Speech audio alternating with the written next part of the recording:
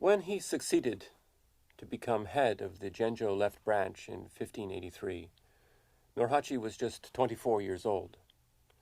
The death of his father, his grandfather, and other senior clansmen put him at a serious disadvantage and meant it was unlikely he would ever really be able to reclaim his inheritance. But his leadership and charisma allowed him to turn adversity to his benefit and launch a truly remarkable career. According to the story, he began with just 8 suits of armor.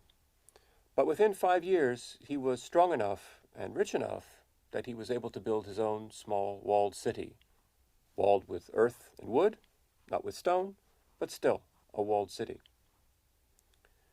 Warfare against rival clans and other tribes occupied Nurhaci for most of the next 20 years, in fact, most of the rest of his life. This involved making alliances, taking wives, giving daughters away, winning engagements against his enemies, and trading in material resources such as ginseng, for which the Northeast was particularly famous, and which allowed him to expand his economic base. By the 1590s, he had about 15,000 men under his command, and he was able to take on rival tribes outside the Genjo area to broaden his control over larger and larger parts of the region. In 1607, when he won his first allies among the Eastern Mongols, he was proclaimed Khan, which indicated he had risen to a very high level of prestige in the Inner Asian world. You can probably see where this story is going. Nurhaci eventually managed to combine all the Jurchens into one confederation, which was, of course, the realization of the Ming's worst fears, and later he was able to bring other Mongols and Han Chinese under his sway as well. By 1600, he had also created a script for the Manchu language and had laid the foundations for a very powerful military organization, the 8 Banners, which is central, in fact, to the success of the Qing and deserves a little bit further explanation.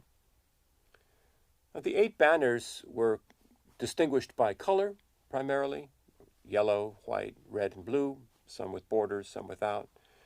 They were also distinguished by ethnicity, with Manchu banners, Mongol banners, and eventually, later on, also Han Chinese banners. Starting in around 1600, these banners became the foundation for the growth of the Qing military.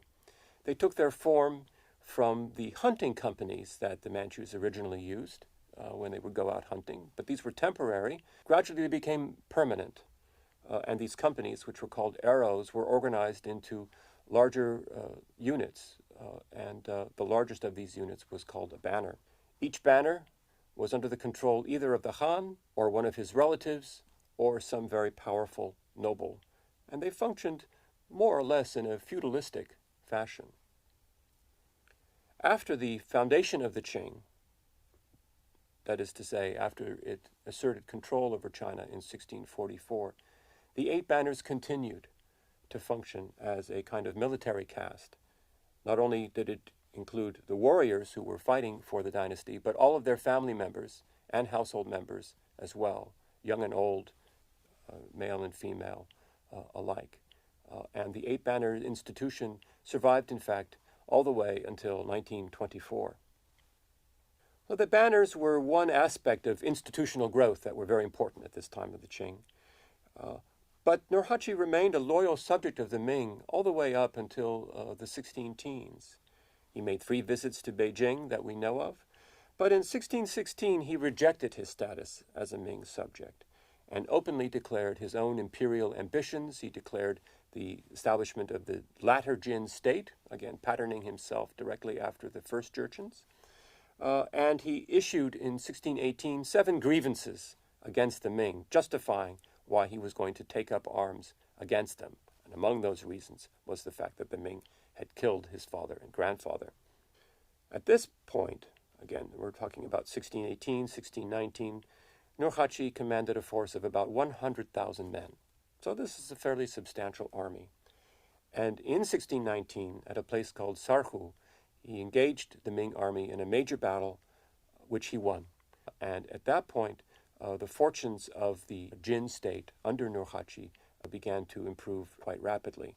So that by 1626, when Nurhaci dies, Ming control over the entire eastern portion of the northeastern region that it had formerly controlled, Ming control there had collapsed entirely, and this territory was now in the hands of the Jin state, which Nurhaci ruled again until he died in 1626, and then it was passed on to his son, Hong Taiji.